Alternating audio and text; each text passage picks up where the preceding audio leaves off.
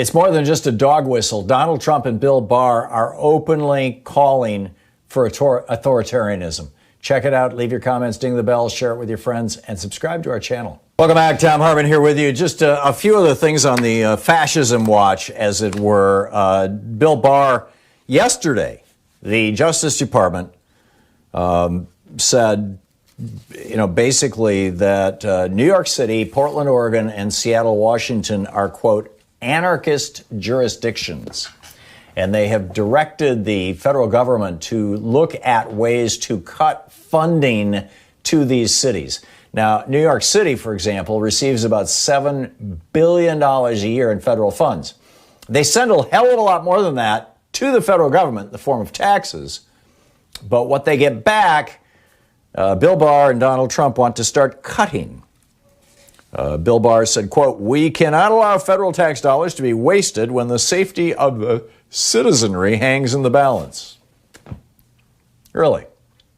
So if our cities, Ted Wheeler, the mayor here in Portland, said, we're not going to use tear gas. No tear gas here in Portland. And so, if you're not going to use police state tactics, according to Bill Barr, you're not going to get federal money. It goes on, it gets even worse. In a conference call with U.S. attorneys across the country last week, Bill Barr encouraged prosecutors to seek a number of federal charges, including the rarely used sedition law.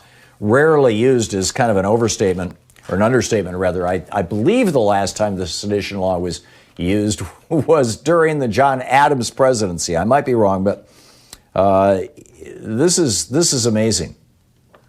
And clearly the purpose of this is not to put people in jail just for sedition. It's to scare people from protesting. I mean, you may, if you're charged with a federal crime, even if you don't go to jail, it's going to cost you tens of thousands of dollars to hire lawyers. It's going to turn your life upside down for years, or up to years. It can be and it can completely screw up your chances of ever getting certain types of jobs. I mean, there's all kinds of punishments, essentially, that go with this, even if you don't end up in jail or paying fines. This is what Bill Barr said in an NBC News interview. He said, they are organized. They have websites. Anyone who spent a moment at these things and heard their chants and what they're calling for can see right away that they say they are revolutionaries. This is a revolution. He's not talking about the right-wing groups who are openly calling for civil war. He's talking about left-wing groups who are asking the police stop killing black people and that we have a nation of rights under the law. Meanwhile, in Dallas, the Dallas Independent School District is apologizing now because a teacher passed out an assignment to that teacher's students asking them to write about a modern hero of our age. A modern age hero.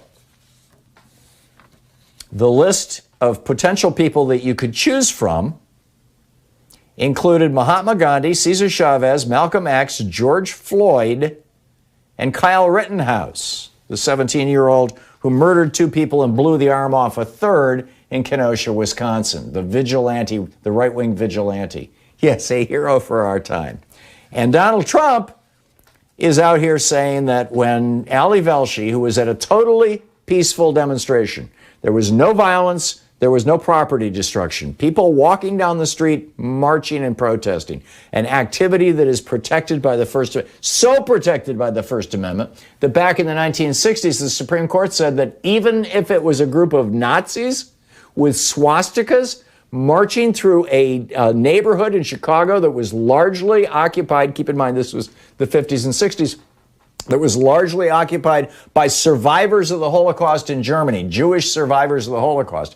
Even then, that is protected speech. That's what the Supreme Court said. But now, Donald Trump is saying, hey, a journalist who gets shot by a rubber-coated or a plastic-coated steel bullet by police during a 100% peaceful demonstration?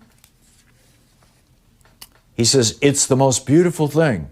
It's called law and order. He's making fun of Ali Velshi. He's going, oh, he got hit in the knee. He goes, oh, my knee, oh, my knee. I mean, this is how fascists talk. This is how Mussolini used to talk. And then he goes off on genes. This was in Minnesota over the weekend. Donald Trump, Minnesota's 84% white. And the immigrants in the Minneapolis area, by and large from Somalia, Omar Ilhan is one of them, and they are black. So Trump goes to Minnesota and he says, and I quote, "You have good genes, you know that, right? You have good genes." A lot of it is about the genes, isn't it? Don't you believe? The racehorse theory?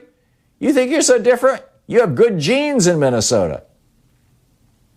And then he goes on talking about the black refugees in Minnesota. He says, are you having a good time with your refugees? And then he says, Alexandria Ocasio-Cortez, Rashida Tlaib, Ilhan Omar. Now, Omar, as I recall, is the only one of the three who wears a hijab, you know, the head covering as part of her clothing.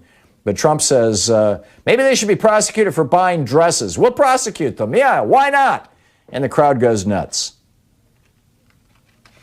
And then he praised Robert E. Lee. Yeah, the guy who led the insurrection against the United States.